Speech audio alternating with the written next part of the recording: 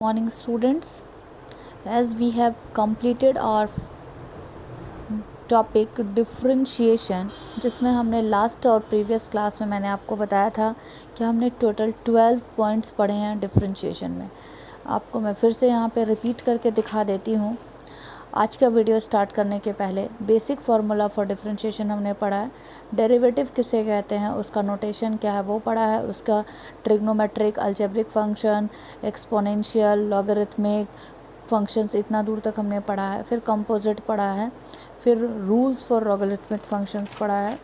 उसके बाद हमने पढ़ा derivative for inverse trigonometric function, trigonometrical transformation से डिफरेंशिएशन पढ़ा है, differentiation of implicit function, differentiation by using logarithm, differentiation of function with respect to another function and derivative of parametric functions पढ़ा है।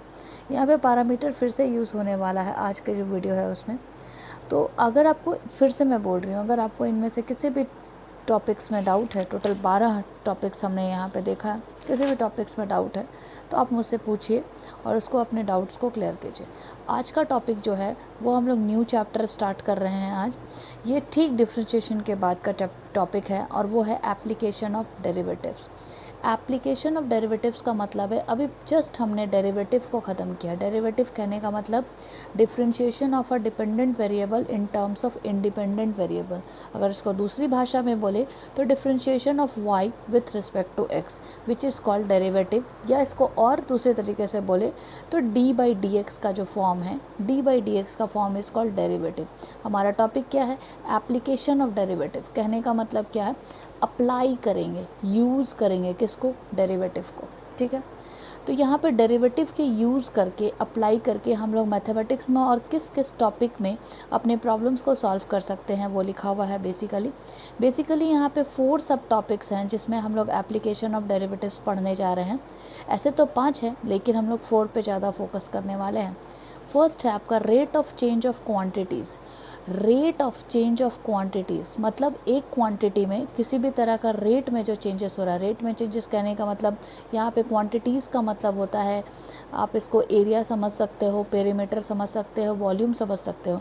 किसी भी क्वांटिटी का, सॉरी फॉर दैट, किसी भी क्वांटिटी का अगर एरिया कम हो रहा है, ज़्यादा हो रहा है, बढ़ रहा है, घट रहा है, वॉल्यूम बढ़ रहा है, घट रहा है, पेरीमीटर बढ़ रहा है, घट रहा है, तो फर्स्ट पोजीशन से सेकंड पोजीशन में वो चेंज हो रहा है। अगर वो इंक्रीज़ कर रहा है तो इंक्रीजिंग मोड में चेंज हो रहा है, अगर वो डिक्रीज़ कर रहा है तो डिक्रीजिंग मोड में चेंज हो रहा है। दिस टॉपिक इज़ कॉल्ड, और this situation is called rate of change of quantities. इसको हम लोग किसके एप्लीकेशन से पढ़ने वाले हैं? डेरिवेटिव के हेल्प से, यानी d/dx के हेल्प से हम लोग इसके वैल्यूज़ को फाइंड आउट करने वाले। सेकंड थिंग मैंने क्या लिखा? Increasing decreasing function. Increasing decreasing function, जैसे कि मैं यहाँ पे, मान लो कि हम यहाँ पे कोई फंक्शन ड्रॉ कर लेते हैं। मान लो कोई फंक्शन इंक्रीज़ कर रहा है, ये x है और ये y है। y can be written as y is equal to fx हम लोग लिखते हैं। कहने का मतलब अगर कोई फंक्शन इंक्रीज़ कर रहा है उसका मतलब क्या होगा कि x की वैल्यू जैसे जैसे इंक्रीज़ करेगी वैसे ही y की वैल्यू इंक्रीज़ कर रही है। सिमिलरली डिक्रीजिंग फंक्शन में हम लोग क्या पढ़ेंगे? अगर x की वैल्यू डिक्रीज़ कर रही है तो y की वैल्यू भी अल्टीमेटली डिक्रीज़ करेगी। थर्ड टॉपिक है हमारा tangent and normal. Tangent and normal कहने का मतलब अगर हमारे पास कोई कर्व है, उस पर कोई लाइन या कोई पॉइंट टच कर रहा है तो इस पर्टिकुलर पॉइंट को हम लोग इस कर्व का टेंजेंट बोलेंगे, और उसकी जो वैल्यू होगी, उसका जो इक्वेशन होगा, बेसिकली इक्वेशन ऑफ टेंजेंट हम लोग किसके हेल्प से पढ़ने वाले हैं? डेरिवेटिव के हेल्प से पढ़ने वाले, यानी d/dx के हेल्प से पढ़ने वाले। साथ ही साथ मान लीजिए इस पर कोई परपेंडिकुलर अगर हम लोग ड्रॉ कर दे, this perpendicular is known as normal in case of physics as well as in case of mathematics. तो हम लोग equation of normal, value of normal, या तो पॉइंट ऑफ कोइंसाइड, या तो इक्वेशन ऑफ टेंजेंट, ये सारे टॉपिक्स जो हैं वो किसके हेल्प से पढ़ेंगे? By the help of application of derivative. Fourth point है हमारा मैक्सिमा एंड मिनिमा। किसी भी फंक्शन का, मान लो कोई फंक्शन इस तरह से है तो उसका जो मैक्सिमम पॉइंट पे जो उसकी वैल्यू आएगी वो, किसी भी फंक्शन पे जो मिनिमम पॉइंट पे जो वैल्यू आएगी वो, this values can also be find out by the help of application of derivative. This point is called functions maximum value and this point is called functions minimum value. तो basically 4 types of things are there, 4 type of सब topics are there, जिसमें हम लोग application of derivative करने वाले हैं. एक topic है जो मैंने यहाँ पे नहीं लिखा हुआ है, which is called approximation. वो पहले जैक बोर्ड का आपका सिलेबस हुआ करता था, अभी उसे किक आउट कर दिया गया है. उस पर्टिकुलर टॉपिक को यानी अप्रॉक्सीमेशन को, अप्रॉक्सीमेशन करने का मतलब कोई अप्रॉक्सीमेट अनुमानित वैल्यू भी निकाला जाता है by the use of application of derivative. मैं उसका भी वीडियो इसमें अपलोड करूँगी, भले ही मैंने उसकी टॉपिक यहाँ पे नहीं लिखी हुई. तो अब हम लोग जो शुरू करने वाले हैं वो first 1 by 1 we will see 1 2 3 4. Basically these are 4 top sub topics, और इस चारों के चारों में से फर्स्ट के जो 3 टॉपिक्स हैं उसके 4 नंबर के क्वेश्चंस आपके फाइनल एग्जाम्स में आएंगे, और जो लास्ट का टॉपिक है वो क्वेश्चन नंबर 25 में 6 नंबर का क्वेश्चन होगा. Point to be noted here, first 3 topics में आपको 4 नंबर बेस्ड क्वेश्चन आएंगे, और जो लास्ट वाला मैक्सिमम मिनिमम मैंने लिखा है उसके 6 नंबर के क्वेश्चन आएंगे. कन्फर्म क्वेश्चन रहते हैं. क्वेश्चन नंबर 26, क्वेश्चन नंबर 25, इन दोनों में से किसी एक पोजीशन को ये होल्ड करेगा. अब बात करते हैं rate of change of quantities की. क्वांटिटीज़ का मतलब यहाँ पे क्या समझोगे? किलोग्राम? नो. Kilogram, kilolitre? बिल्कुल भी नहीं. Litre, kilogram, these are not the quantities. यहाँ पे क्वांटिटीज़ से मतलब है किसी एरिया से के बारे में बात कर रहे हैं, किसी के पेरीमीटर के बारे में बात करेंगे, किसी के वॉल्यूम के बारे में बात करेंगे. इस तरह की चीज़ों को हम लोगों ने यहाँ पे क्वांटिटी से रिप्रेजेंट किया है, और इसमें जो चेंजेस होगा उसको by the help of application of derivative से पढ़ेंगे. जैसे कि ये एक बुकिश लैंग्वेज लिखा हुआ है. कोई अब बेसिकली हम लोग मैथ्स पढ़ रहे हैं तो ऑब्वियसली हम लोग इसे फंक्शन के थ्रू ही पढ़ेंगे, और उस फंक्शन में जब हम बोल रहे हैं कि डेरिवेटिव पढ़ेंगे तो y और x तो होगा ही होगा. क्यों? क्योंकि हमने इसके प्रीवियस क्लासेस में भी y को एज अ डिपेंडेंट वेरिएबल पाया है. डिपेंडेंट वेरिएबल कहने का मतलब है जिस फंक्शन को, जिस वेरिएबल को हम लोग डिफ्रेंशिएट कर रहे हैं, this is called dependent variable, और जिसके हेल्प से डिफ्रेंशिएट कर रहे हैं. यहाँ आप देख रहे हो कि fx है, यहाँ x के हेल्प से y को डिफ्रेंशिएट करेंगे तो this x is called independent variable for this situation. This x is called independent variable for this situation, and this y is called, meanwhile this y is called dependent variable for the whole situation. Okay, तो यहाँ हमने क्या लिखा है? let y is equal to fx be a function of y. मैंने इसे आपके लिए लिखा है y in terms of x. जब भी आपको चीज़ें मिलेंगी तो वो कैसे होगी? in terms of x मिलेगी. वेरी कर सकती है, ऐसे नहीं कि सिर्फ x और y ही होगा. यहाँ पे सिचुएशनल हो सकता है. हम लोग 1 by 1 देखेंगे सिचुएशंस को. देन dy by dx, ये आप बड़ा यूज टू है इस टर्म के साथ. dy by dx denotes the rate of change of y with respect to x, rate of change of y with respect to x, and its value at x is equal to a. यहाँ पे आप देख रहे होगे कि x is equal to a मैंने लिखा है.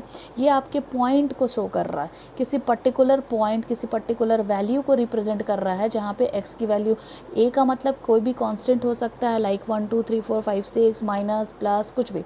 ठीक है, विच डिनोट्स. अब देखो इसको हमने क्या लिखा, ये dy by dx क्या बताता है? y का चेंज किसके रिस्पेक्ट में? x के रिस्पेक्ट में. तो y डिपेंडेंट हुआ, x इंडिपेंडेंट हुआ.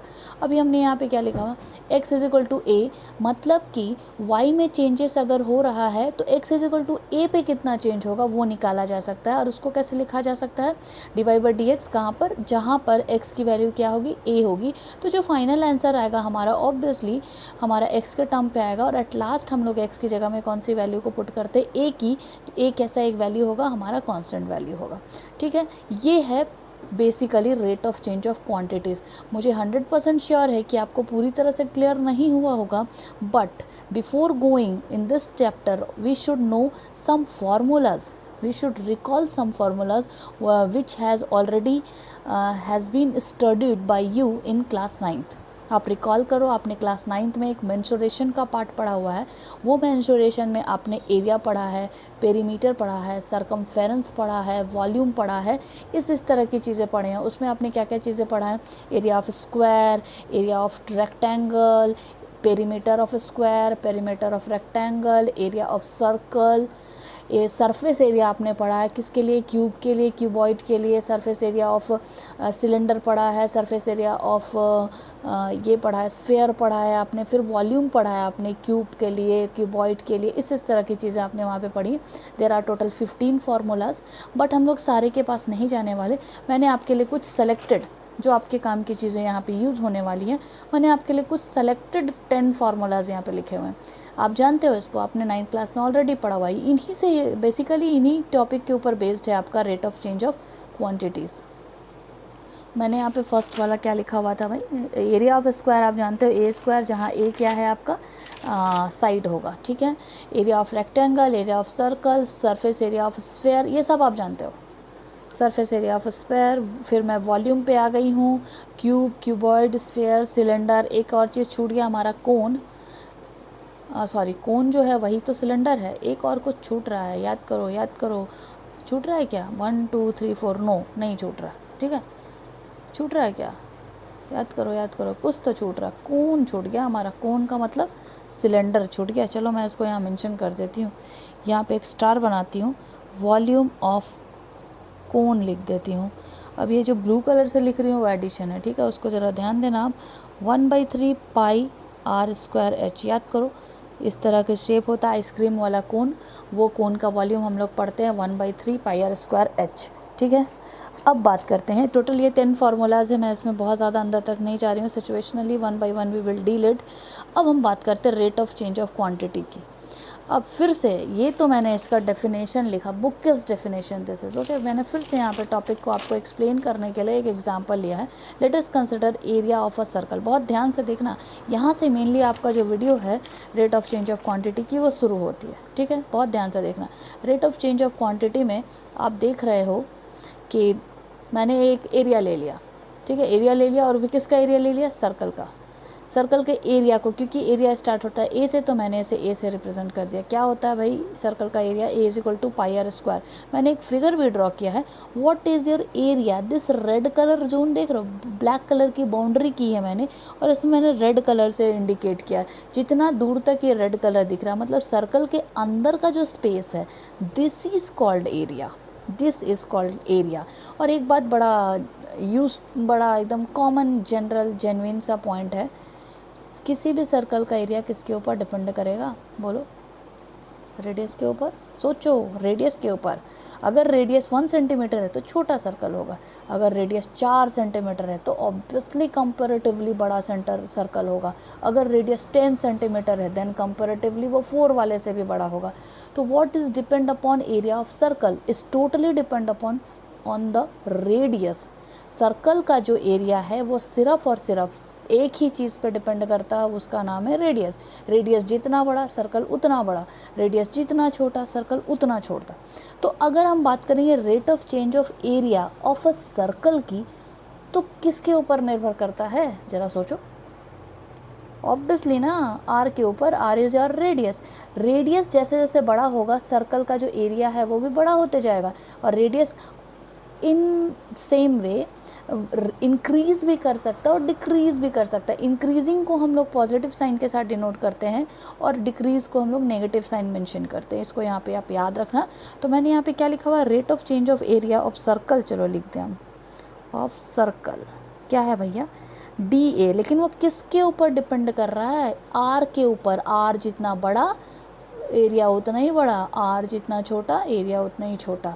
सो generally what we can say, हम लोग क्या बोल सकते हैं, देखो rate of change of quantity. अब यहाँ मैंने क्वांटिटी लिखा, यहाँ क्या लिखा था, एरिया लिखा था, point to be noted here.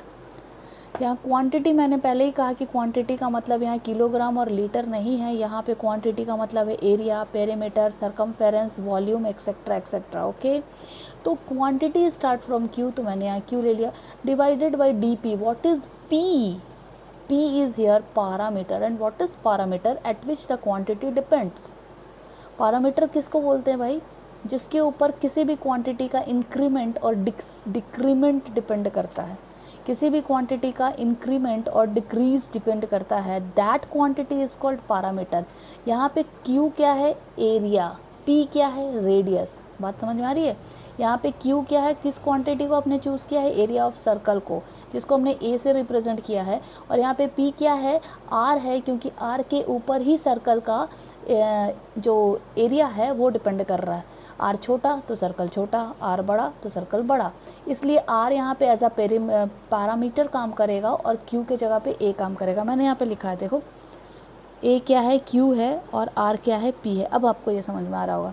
लेकिन यहाँ पे एक और बात है, ज़रा और ध्यान से सोचो, ये एरिया जो है वो दो तरीके से बदल रहा है। एक तो आर के रिस्पेक्ट में, आर जितना छोटा रेडियस एरिया उतना ही छोटा, आर जितना बड़ा एरिया उतना ही बड़ा। और एक चीज़ में बदल रहा है, क्या? एरिया जो है वो टाइम के हिसाब से भी तो बदलेगा। देखो भाई, अगर रेडियस 5 सेंटीमीटर है, अगर वो 6 हो गया तो 6 होने में उसको टाइम लगा ना। तो यहाँ पे दो तरह के बदलाव हो रहे हैं। पहला तो कि एरिया में बदलाव हो रहा है, किसके ऊपर डिपेंड करता है? आर के ऊपर। और आर किसके ऊपर डिपेंड कर रहा है? फाइनली टी के ऊपर, टाइम के ऊपर। ओके, तो दो तरह के बदलाव हैं। एक है आपका आर यानी रेडियस के ऊपर, और एक है आपका टी यानी टाइम के ऊपर। तो हम लोग दो तरीके से इसके ऊपर क्वेश्चन सॉल्व करते हैं। एक हम लोग विथ रिस्पेक्ट टू आर यानी रेडियस के ऊपर, जो सिर्फ यहीं तक की बात करेंगे कि भाई किसी भी सर्कल का एरिया दिया हुआ है तो चेंज बताओ विथ रिस्पेक्ट टू आर। और अगर बोलेगा चेंज बताओ विथ रिस्पेक्ट टू टाइम, तो यहाँ पे चेन रूल अप्लाई होगा। चेन रूल कैसे अप्लाई होगा देख लो, याद करो चेन रूल, प्रीवियस क्लास का chain rule. D A by D T can be written as D A by D R and D R by D T. R is here which is also changing with respect to time. जैसे जैसे time बढ़ रहा है radius घट भी सकता है और बढ़ भी सकता है। ऐसा कोई ज़रूरी नहीं कि टाइम बढ़ेगा तो रेडियस बढ़ेगा ही बढ़ेगा। आई होप कि आपको यहाँ तक समझ में आया होगा, आना ही चाहिए, मोस्ट इंपॉर्टेंट थिंग। तो what will be the conclusion for this topic? Conclusion क्या होगा? Rate of change of quantity जो होगा, जिसको हम लोग एरिया चूज़ किए हैं, D A by D are, और ए की जगह पे हमने क्यू ले लिया और आर की जगह पे हमारा पी इस पैरामीटर, यानी change in area divided by change in radius. अब ये जो डिवाइडेड बाई है ना, ये डिवाइडेड बाई का साइन दिख रहा है, इसको हम लोग कुछ बोलते हैं भाई, क्या बोलते हैं देखो, चेंज इन एरिया लिखा हमने, चेंज इन एरिया पर, याद करो पर बोलते, पर किलोग्राम। देखो भाई पर किलोग्राम कैसे लिखते हैं? पर किलोग्राम, पर किलोग्राम, ऐसा कुछ याद है आपको? ये साइन हम लोग यूज़ करते हैं। तो हमने क्या लिखा? चेंज इन एरिया, किसी भी एरिया में जो चेंज होगा वो किसके ऊपर डिपेंड कर रहा? Per unit change in radius. मतलब एक यूनिट रेडियस जितना चेंज होगा एरिया में उतनी ही बदलाव होगी। मान लो 5 से 6 हो गया, तो 5 से 6 अगर रेडियस हो गया तो पक्का उसका एरिया में भी, मान लो पहले 24 था तो फिर बाद में 28 हो जाएगा। This is only for example, ऐसा एग्जैक्टली नहीं होने वाला कि 5 से 6 हुआ तो 24 से 28 हो जाएगा। मतलब कहने का मतलब क्या है कि rate of change in area per unit change in radius, मतलब कि किसी भी एरिया में जो बदलाव होगा वो उसके पर यूनिट रेडियस के ऊपर डिपेंड कर रहा है। तो यहाँ देखो मैंने चेंज इन एरिया मतलब डी ए, और किसके रिस्पेक्ट में? आर के रिस्पेक्ट में। तो हमारा जो सर्कल होता है, सर्कल का हमारा यहाँ एरिया क्या होता है? पाई आर स्क्वायर होता है, ठीक है। तो D A by D are क्या होगा विथ रिस्पेक्ट टू आर? जब हम इसको डिफ्रेंशिएट करेंगे तो 2 पाई आर मिलेगा, ऑब्वियसली 2 पाई आर मिलेगा। अगर हम बोल दिए आर की वैल्यू 10 पे निकालो कितना अंतर होगा, तो यहाँ 10 पुट कर देंगे। अगर हम बोलेंगे आर की वैल्यू 5 पे निकालो कितना अंतर होगा, तो हम लोग 5 पुट कर देंगे, वेरी सिंपल। तो फिर से वही बात है, ये जो क्वांटिटी है वो पैरामीटर आर पे डिपेंड कर रही है। इसको दो तरीके से देख सकते हैं, एक तो डायरेक्ट उसके पैरामीटर पे, और पैरामीटर भी चेंज हो रहा है किसके रिस्पेक्ट में? टाइम के रिस्पेक्ट में। पैरामीटर भी किसके रिस्पेक्ट में चेंज हो रहा है? टाइम के रिस्पेक्ट में चेंज हो रहा है। तो फाइनली हमें दो सेक्शन मिल रहे हैं rate of change of quantity के लिए। एक सेक्शन है हमारा D Q by D P, जहाँ पे Q is your quantity and P is your parameter, and एक सेक्शन है हमारा D Q by D T, जहाँ पे Q is your quantity and T is your time. यहाँ पे मैं पॉज करती हूँ वीडियो को, यहाँ पे आप नोट डाउन कर लो। 18 मिनट का वीडियो हो चुका है। नेक्स्ट जो वीडियो होगा वो जस्ट मैं एग्जाम्पल के थ्रू जाऊँगी, ठीक है।